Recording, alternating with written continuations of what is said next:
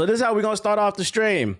Ladies and gentlemen, on the last stream, I covered the fact that news was coming out of Gamescom that the Elden Ring port for the Switch 2 was running like... And then news also came out of Gamescom that Sparking Zero would also be running like... Now, if you want any life advice, if there's anything you pick up in this stream before we start talking about today's news, pattern recognition is such a beautiful thing to learn because it will help you in so many ways in life. First time, it was an accident. Second time, it was a coincidence. But that third time, and even more than three, that's a pattern. That is the key to beating bosses in video games. That's the key to not getting finessed by evil people. It's the key to a lot of different things.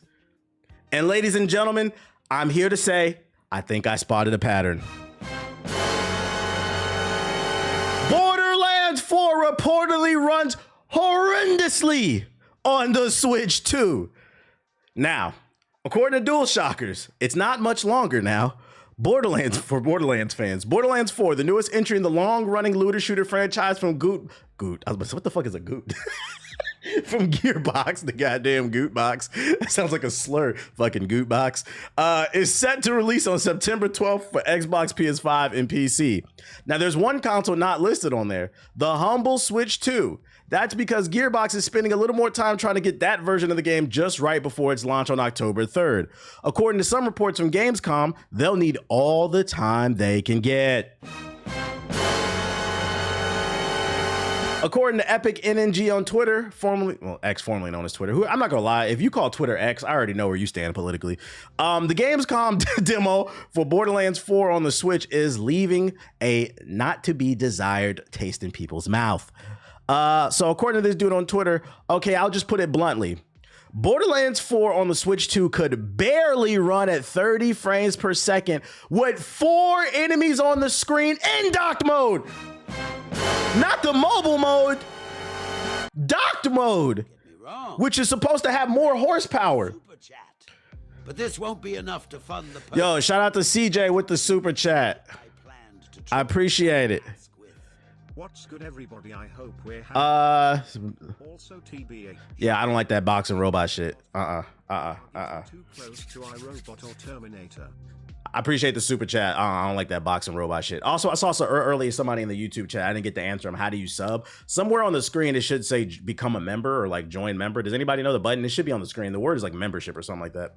That's what they call subs. But anyways, it had horrendous input delay and the render resolution was seemingly turned all the way down. They turned the graphics down to potato mode. I'll talk about it more in a video maybe tomorrow. They added that they were unable to kill enemies without a huge stutter and noticed that other players experienced the same issues with the demo. Of course, your mileage may vary as there's video evidence of the game running well on the Switch 2 hardware alongside other third-party games such as Cyberpunk 2077. If there are performance issues though, Borderlands 4 isn't the only third-party game to have this issue. And you know what's funny about this article? I wish this would have came out yesterday instead of this morning.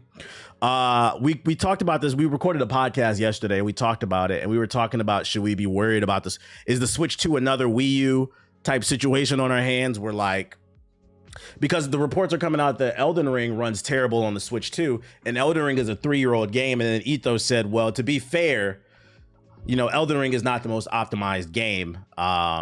So we all kind of agree. And I was like, yeah, you know, that's fair. But then I was like, well, what about Dragon Ball Sparking Zero? That's not even a graphically intensive game. It's a cell shaded game. And it's running at an 800 resolution at 30 frames per second, that fast paced game.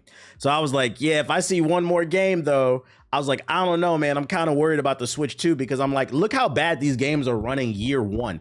A friendly reminder, the Switch 2 has been out for like a month and a half. This is a new $450 console. Probably going to 500, 550 with these tariffs, and it's struggling to run these new modern day games. It's been 3 months. Goddamn, my fucking brain, time flies. 3 months. It's still a new console that most people don't have. And I'm not gonna lie, this news keeps coming out. I don't feel compelled to buy this shit. Outside of Donkey Kong, I don't feel the need to buy this shit. Also Donkey Kong, they said that shit was dropping frames too. Great game, but it was dropping frames according to all the reviews when there's a lot of explosions on the screen. So we got like a bunch of different examples, and I'm starting to believe where there's smoke, there's fire. We might have another situation on our hands where this is going to be the Zelda Mario machine. You're not going to be able to play anything else, which is unfortunate because I'd imagine there are a lot of kids out there that love Nintendo products and they want to be able to play all their games in handheld mode on the go. I mean, that's why you're buying the Switch. At what point I have to ask for Nintendo, and we're going to keep an eye on this story because it's only 3 examples. It is starting to establish a pattern, but if we start to get more of these stories about developers struggling to develop games for the Switch 2, it then starts to become a conversation of when does Nintendo learn their lesson? Maybe we should start putting a little bit more horsepower under the hood, especially because I'm gonna be honest, I hate to say this because y'all know I'm pro-consumer, but I gotta say it. The Minish Cap Mafia is some of the biggest frauds in the gaming community, okay? They said they were not gonna buy the Switch 2. It was too expensive, especially the games. And when it came out, it was the fastest selling console in gaming history. So that being said, if that's what they did when they said they don't want to buy it, if Nintendo came out for their next console, the Switch 3 or whatever it's going to be, and it's on par with the latest Xbox and the latest PlayStation, but it costs maybe $100 more than the typical Nintendo product.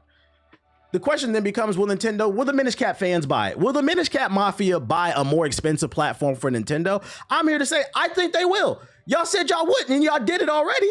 So my thing is, because for those unaware, Nintendo's design philosophy is they purposely put cheaper hardware in their products so that families can afford them. They try to keep their costs down. That way they can manage to get profits sooner than other companies. Because for those unaware, usually when it comes to PlayStation, Xbox, because their hardware is top tier when it first comes out, it usually takes about 2 years on average for these companies to start getting profits for their hardware. Most of their money is coming off the game sales.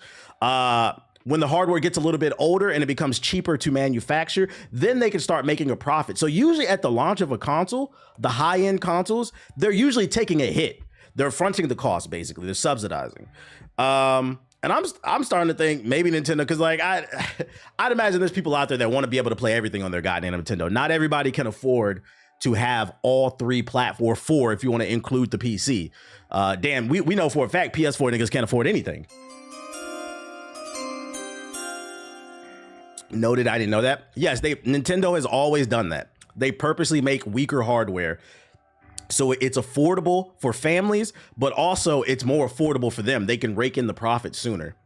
But it's like, at what point do we start to say, all right, your product is starting to suffer from it? Maybe it doesn't have to be more powerful than the PS6 or the new Xbox, but just put it on par. You know what I'm saying? It could be a little bit weaker, but put it on par so that, you know, people have more horsepower to work with and develop stuff. This being the 3rd story to come out, and I can't stress this enough, this is the 3rd story to come out about the Nintendo Switch struggling in a week, in the past week. Then you got stories of the Switch 2 heating up in people's lap, burning people's dicks off like fucking Popeye's chicken, just frying that shit. What's going on, man? It sounds like pretty soon, I predict, new prediction, if it keeps going the route, if game development for the Switch 2 keeps going the route that it's going right now, where games are struggling to run on the Switch 2, I predict the Switch 2 in about 2 to 3 years will be frying people's crotches. That's right. You're going to be laying on the bed, or you're going to be sitting on the couch playing the new Zelda, the Mario, whatever it is, and you're having a good time, and the next thing you know, you stand up and your pee-pee, it looks like burnt charcoal, you know? And I wouldn't wish that amongst my biggest enemies, you know? I wouldn't. You're like, what the hell? Santa bought me a lump of coal? Wait a minute, that's my cock. Is it more powerful than a PS4? The reports came out that the Switch 2 is like on par with like the PS4 Pro. But then it's kind of hard to quantify that until more tests are done, because it's still a new platform. Plus the chipset is different because it's a mobile chipset. So like, I think more tests need to be done, but that's what reports claim. This could, because this is only 3 examples we have. So to be fair, like I said, 3rd time it's a pattern. If we start to see 4, 5, 6, 7, 8 different games coming out, all complaining they're having trouble optimizing for the Switch 2, I'm going to say it's a platform issue. which sucks, because then unfortunately, if I ever do get a Switch, it's going to become another sit in the closet type of thing until the new Mario game comes out. What up, Ben Llama? I think the only thing that might save the Switch 2 is maybe a new Smash Bros. No, don't get it twisted. The Switch 2 is still sells great. I just wonder how well it will sell in the long run, because people who wanted to buy it got it already, But what about the people who are kind of on the fence? These stories keep coming out. I don't think it's going to help the sales of that. It depends. Nintendo's always been about the first party games. If they have an influx of good first party games, it'll be okay. But I think the Switch 2 could be in trouble if we only get a first party game once every blue moon. And in between that, we just get a bunch of shitty ports that run below 30 frames per second. The graphics are turned down. If that's what the platform becomes known for, kind of like the Wii U, then, we could be in trouble. But I don't know. Not every company is going to make a proper port like Cyberpunk. And that's what I'm saying. I'm trying to figure out how much of this is hardware and how much of this is not knowing how to optimize for the Switch 2. It could be 50-50. We need a little bit more data, but I will say I'm putting a yellow flag on this. They need a Switch 2 Pro now, probably starting at $1,200 with the tariffs. Well, the other problem with handheld stuff is putting enough power into it, but then making sure the battery, because that battery technology still hasn't caught up with handheld technology. That's another issue. And then keeping the platform cool, like you can't put too much power into it. If we, as much as I love these handhelds, if we got to go back to traditional like hardware consoles, so we can have a smooth experience, I'm cool with that. That Final Fantasy VII remake runs well on it, I heard. Did that come out? I didn't even know that came out. Check the Digital Foundry about Final Fantasy VII on the Switch 2. But FF7 remake Switch 2 digital. I didn't even know that shit came out. I don't need ports for games I can run at home on my consoles if we're gonna run like shit, but they be gatekeeping. Yeah, you don't necessarily, but what about the people who only have one platform? Apparently devs are having trouble getting Switch 2 dev kits. Okay, next. I think the real test for the Switch 2 is next year when Dust Bloods comes out, the new exclusive game From Software. If that game runs like dog shit, I'm gonna have to go.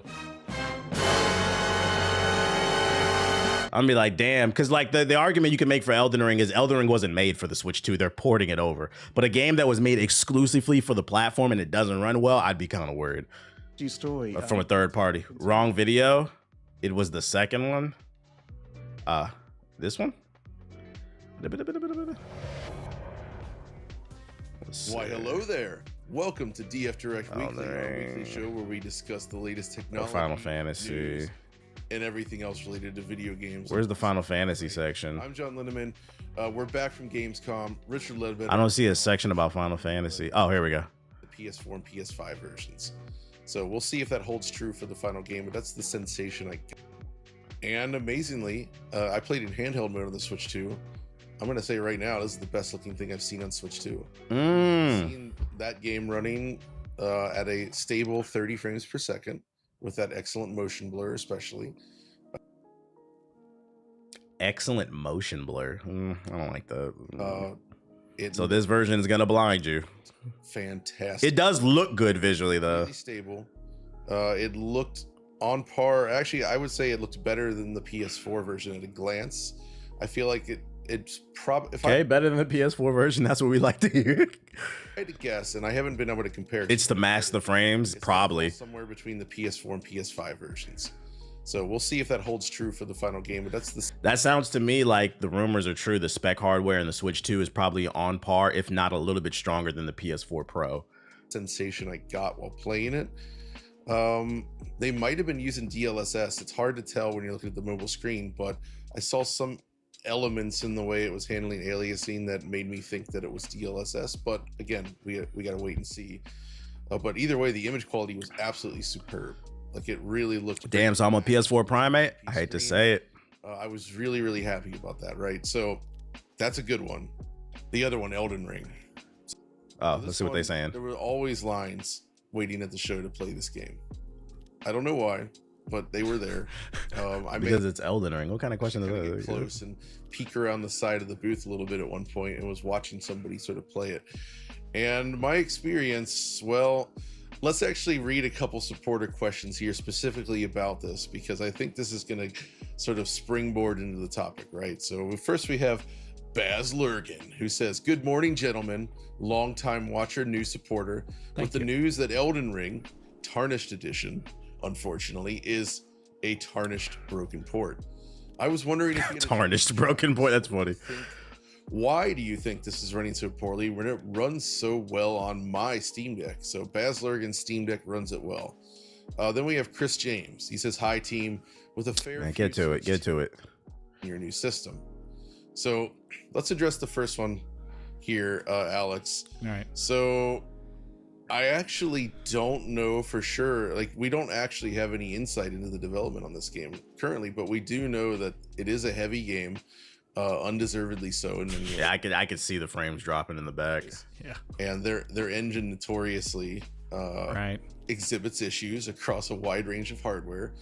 But of course, the Steam Deck being a PC, it's also an x86 platform. The game has been well patched. You know, you can customize it and toy with it to your heart's content.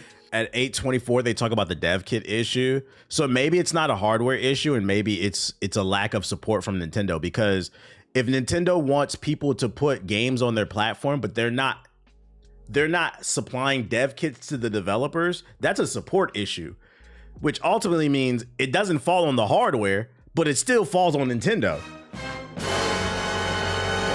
what I was thinking about, because there's been a lot of talk about this lately, that Nintendo seems to be almost discouraging Switch 2 development to some degree, where I've spoken with plenty of developers where they were either told, Do I plan on going to any gaming or anime cons as an influencer or as a guest? Not right now. I'm not gonna hold you. Every time I see a TikTok on my For You page of a convention, it makes me not want to go. I've been to too many already, but like, I seen some TikToks on my For You page about Anime Con in New York City, and they were all about how niggas stink.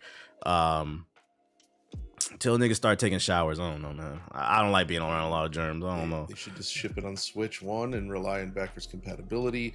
There's a lot of developers that are unable to get Switch. I think we saw the same ones. Talked It's to a just lot of devs, like, damn, y'all still not taking showers? Them said the same things. They want to ship on Switch 2. They would love to do Switch 2 versions.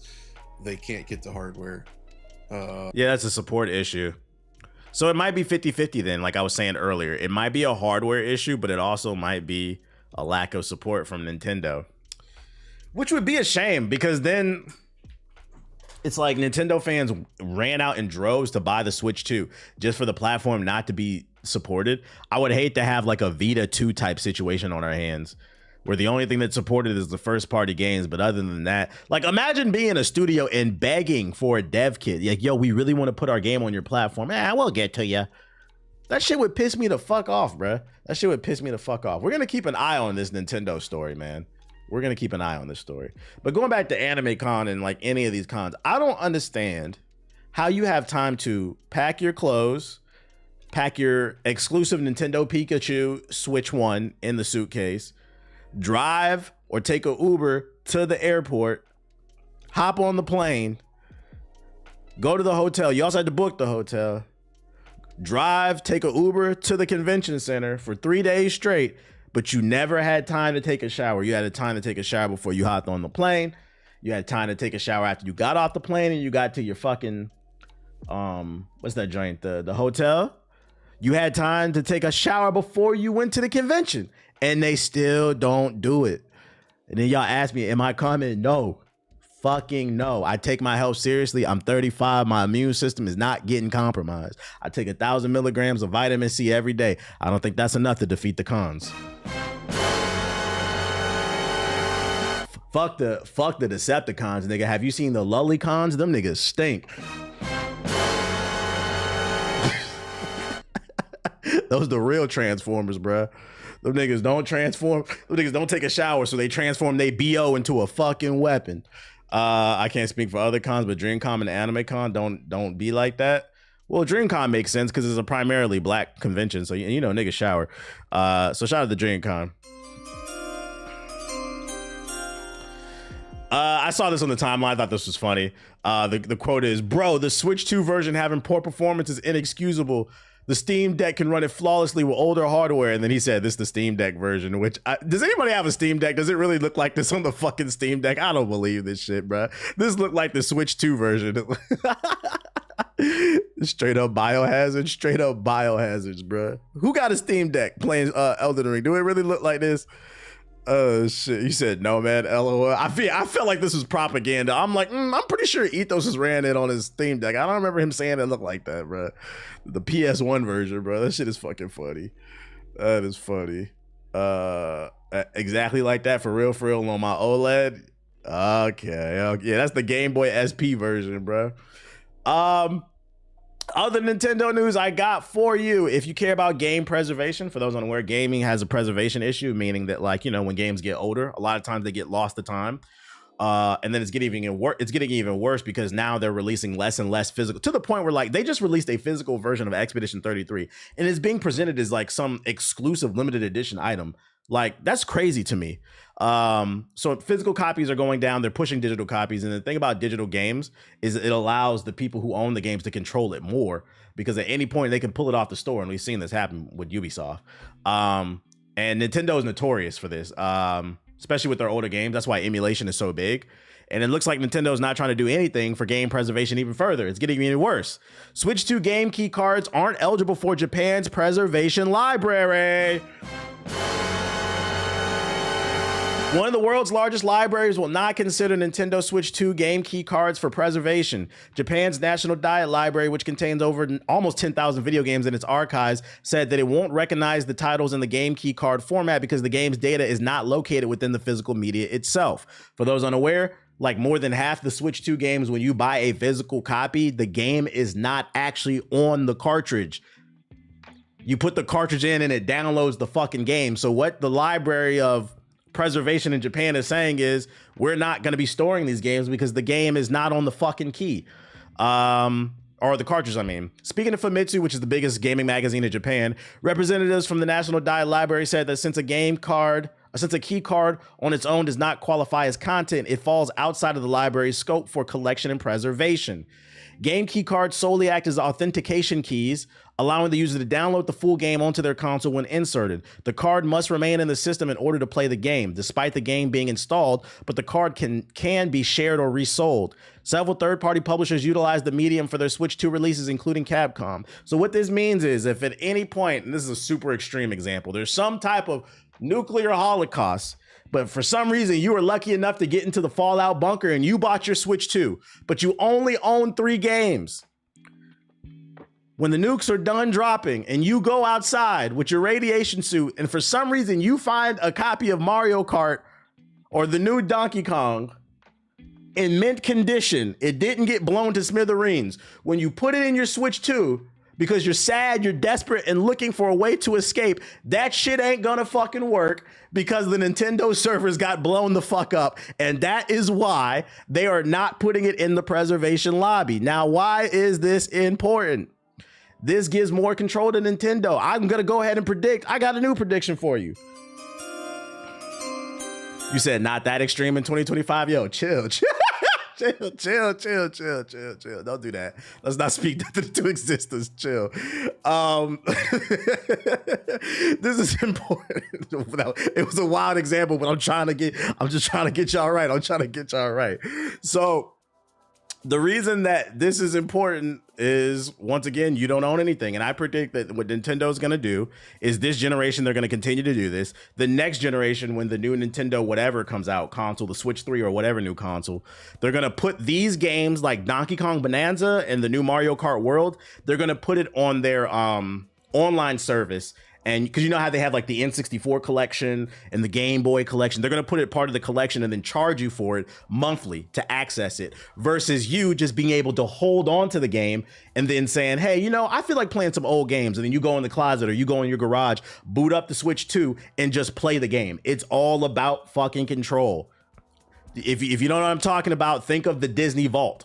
The Disney Vault, like once every 10 to 20 years, they open up the vault and they re-release Bambi and Snow White and whatever other goofy Disney movie that people love, Aladdin, and they say, we've digitally remastered the movie for the first time in a brand new format, Blu-ray Plus, So pay $100,000 and you can never buy that shit again.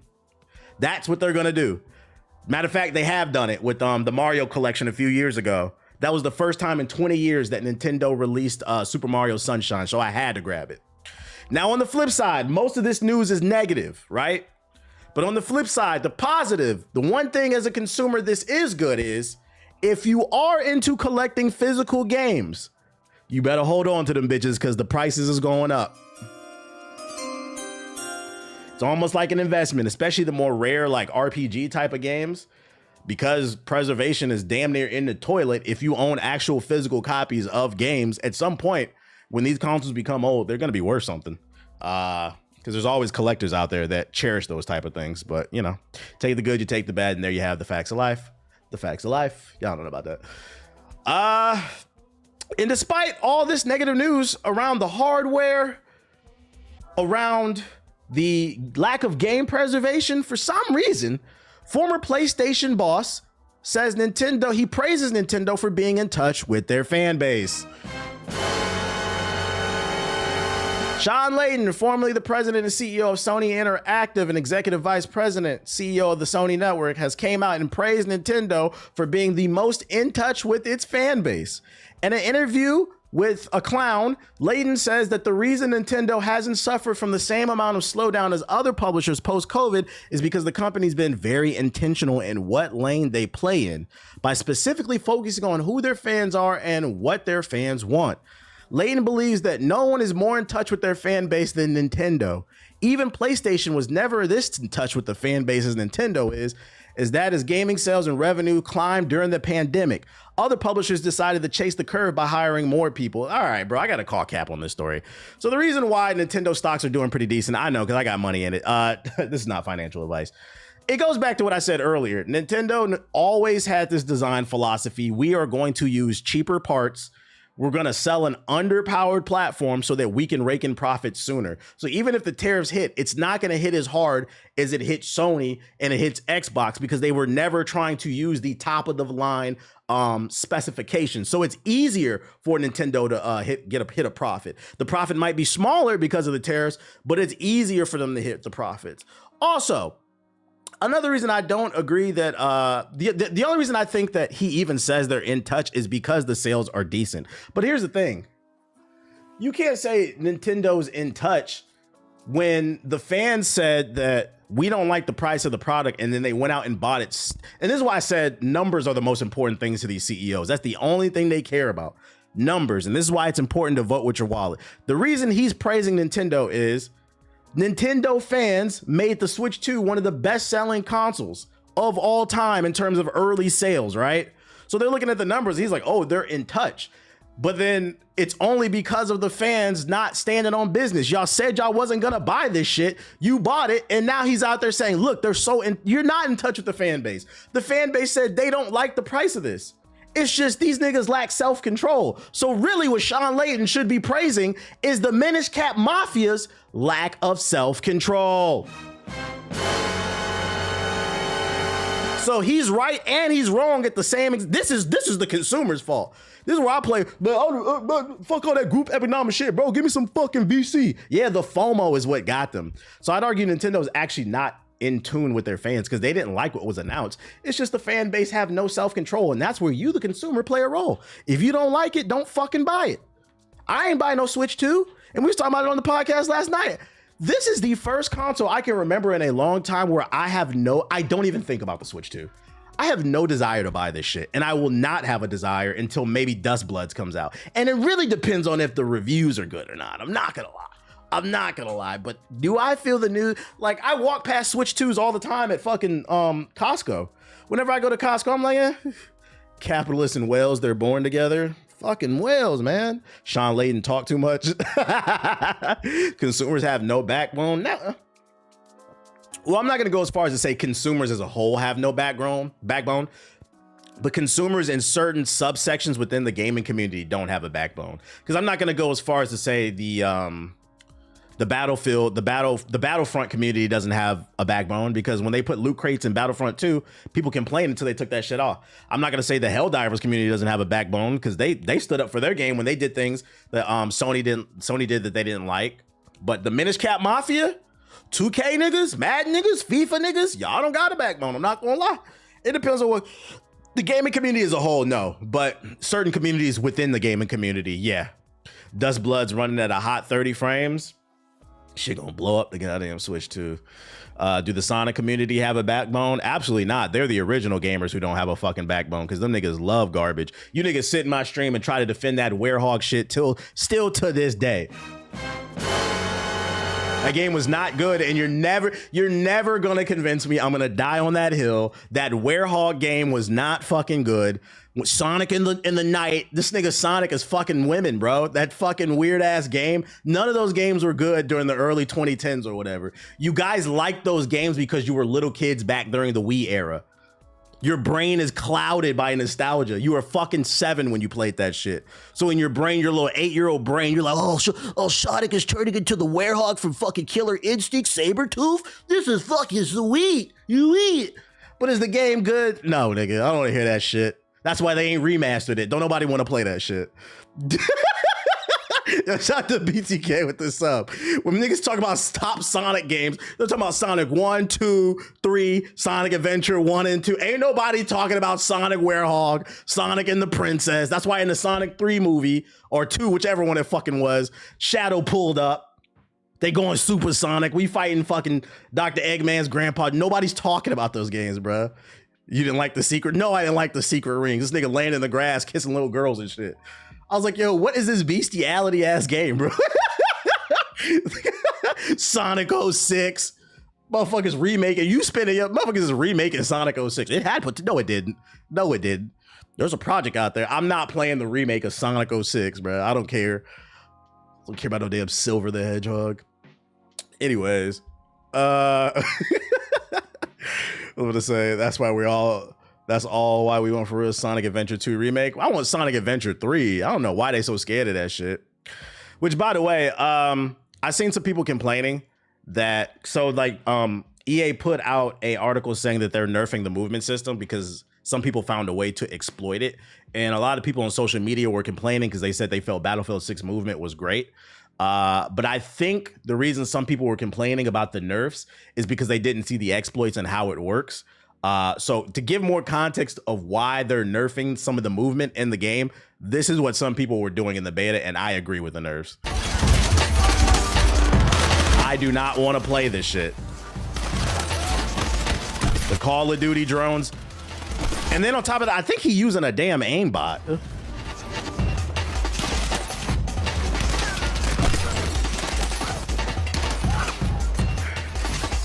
Trust me, you wanted this shit nerfed. Yeah, the zoomers. This is not Battlefield.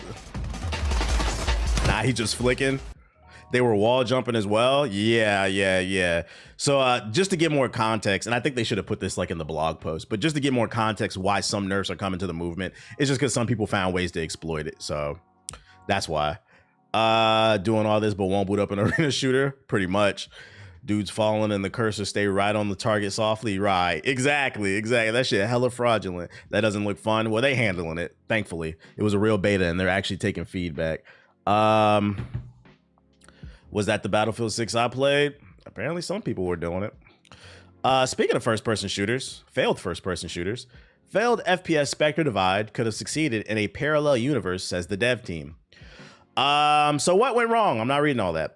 All manners of factors play into the game's success, as well as the quality of the game, which for those unaware, if you don't remember, Spectre Divide is the game that came out briefly recently, where you got to play as 2 different characters. It was backed by the popular streamer, Shroud, but literally nobody played this game. The timing of the release was important in how it was compared to its competitors. You got to be familiar, but have a USP. The game, but different, is a tricky balance to maintain.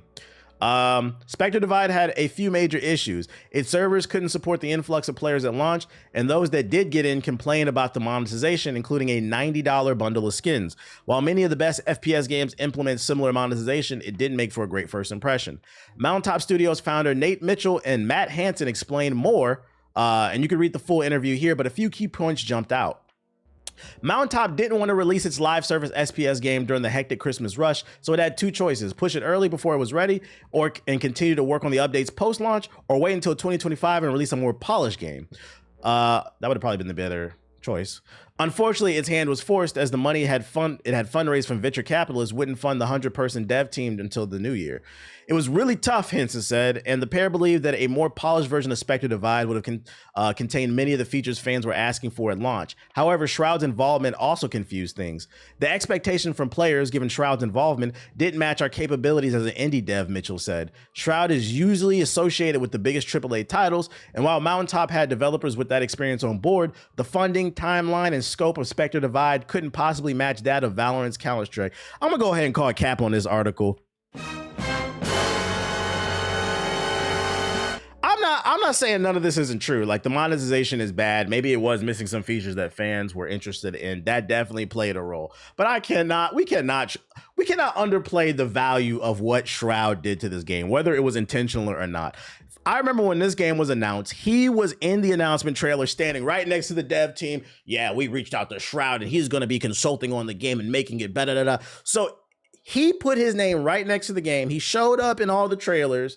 People were thinking this was the Shroud shooter. Then the game came out and this nigga never played the game. Like, I hate to do it to him, but if this is your game, a popular streamer with millions of viewers every month, and you don't play it, why the fuck would I play the game, bro? Because to be fair, and this is why I said, like, I'm not saying that the bundles didn't play a role either, but the devs have to understand the only reason we knew about this game, because it's hard to crack through the zeitgeist, right? The only reason we knew about this game is because it had a popular streamer attached to it. So even if he would have just played it for a week, a month, like a good month or two, maybe it would have stilled some confidence in it. But the fact this game came out and he was playing Marvel Rivals and shit, if the dev doesn't want to play it, why the fuck would I want to play this shit? Not gonna lie, I enjoy Spectre Divide way more than I ever enjoyed. The people who played it seemed to really enjoy it. I know Ethos played it and he said he really liked it too. The concept of controlling two different characters at once from different angles and stuff, it was very unique. But if he's not instilling confidence in it, then why would I? Like, I'm good off that, bro. He was playing the Deliverance game when it launched. I just me personally, if I painted a painting, I want to sell it. I want to gas it like, yo, I painted this. This shit is cool. Don't ask me any fucking questions about Spectre. When you're the only advertiser not advertising, you got problems. Yeah, that's why you don't put all your eggs in one basket. So I do think the monetization and the lack of some of the features did play a role, but it's like 60-40. I'm not gonna lie, this is like 60% of fucking Shroud's fault. The other 40% is the stuff that he didn't, the developers didn't implement. But I just don't think it's a good look when the biggest name attached to the product doesn't want to associate with it anymore. Shroud played for about a week and that's how I knew it dropped. To be honest, I played the game and I don't know who the fuck you're even talking about. I just saw a free shooter. Most people associated this game with him. I tested it before it was even out. I didn't care for it. Unfortunate. Gotta call cap on this story. And then last but not least, some good news. I can't stress this enough.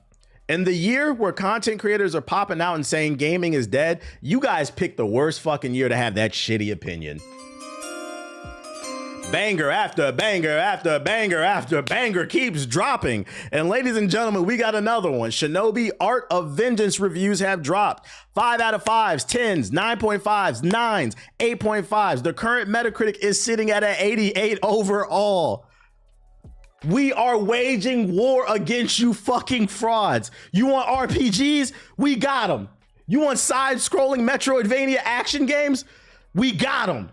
You want multiplayer online shooters? We got them.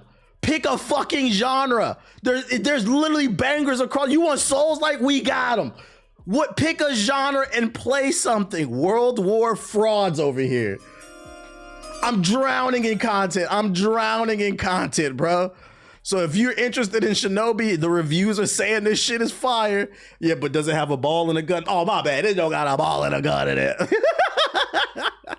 Hack and slash Ninja Gaiden 4 is coming. We got it. Pick a genre and stick to it. This is the we were talking about it on the podcast. We were all in agreement because Ethos brought it up, and it'll be up sometime later this week. Ethos brought it up. He was like, would anybody agree with the statement that 2025 is up there as one of the greatest years of gaming in all time? I was like, yeah, I'm confident. I'm comfortable saying that. I agree. This is one of the greatest years in gaming. This is up there like 1997, 2012 type shit. Great year. What the fuck are you talking about? There's nothing to play. I feel bad because I don't have enough. And then they just announced, if you're not interested in this side-scrolling Metroidvania beat-em-up type game, Silk Song is coming out like in 2 weeks if you want to play that shit. Silk Song came out of nowhere. 3D, we got 3D platformers, Donkey Kong Bonanza, kart racers, Mario Kart World, the Sonic Crossworlds beta is next week. What are y'all talking about? There's too many games. You want to play a open world action RPG that literally lets you do anything. The Outer Worlds 2 is still coming. I'm drowning. I'm fucking drowning. Yeah, but that shit ain't Grand Theft Auto 6. This decade is looking nice. This shit ain't Grand Theft Auto 6, bro. So it don't fucking matter, bro. Shit is fucking funny. It's a great year for gaming. So yeah, if you're interested in it, the reviews are great. Not my cup of tea. Oh yeah, you got Borderlands 4 coming. Yeah, not my cup of tea, but I'm always trying to put some positive energy into the universe. Let y'all know what's out there. So that's what I got for you for the first batch of articles. What else I got for you? I'm scared for Game of the Year. There's a lot of nominees. Oh yeah, it's going to be a crazy conversation. It's going to be a crazy conversation. For my next batch of articles, we got another confession from a ball and gun gamer. But before I get into it, friendly reminder, because I forgot to do it with the last batch. Friendly reminder, I'm giving away a gaming laptop if you want to get into PC gaming. It can run everything. I'm sponsored by Alienware. I got an extra laptop to give away. Exclamation point giveaway in the chat. You got 6 days left to enter the giveaway. Exclamation point giveaway in the chat. If you're watching on Hokage Highlights, the link will be in the description box below.